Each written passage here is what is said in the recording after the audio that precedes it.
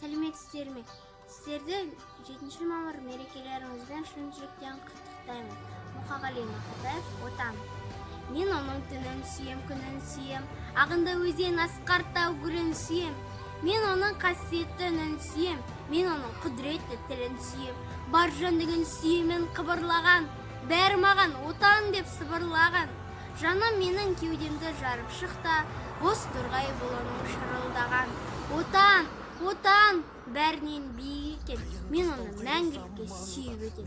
Отанды сүймеуінде күйік екен, отанды сүйуінде күйік екен. Жанып мың өшкенбіз, қашан отпен суға түспедік, бақыт үшін бәрін істедік. Отаным менің Қазақстан, мәңгілік сенен мақтанам, саяңда жүрсем әрқашан, күндеп жүрем мақтанам. Отаным менің Қазақстан, қарызбын саған әрқашан, азаматтық борышты өтеуге мән алдым.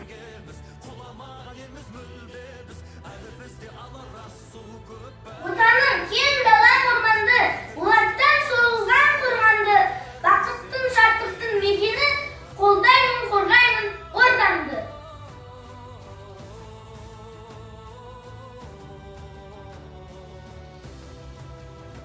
Отан үшін жанымызды береміз, отан үшін барлығына көнеміз. Отанның да ананың да жанында осы өмірде парыз өтеміз.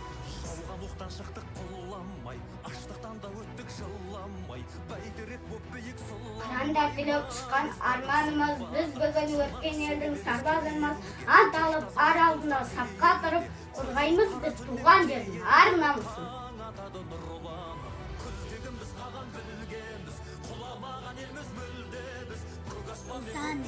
Отан тарих, отан тіл, жасаған елін отан өлең көтерген бізге отан осы достарым көңілге мұң отан деп өз жазған оны артымыз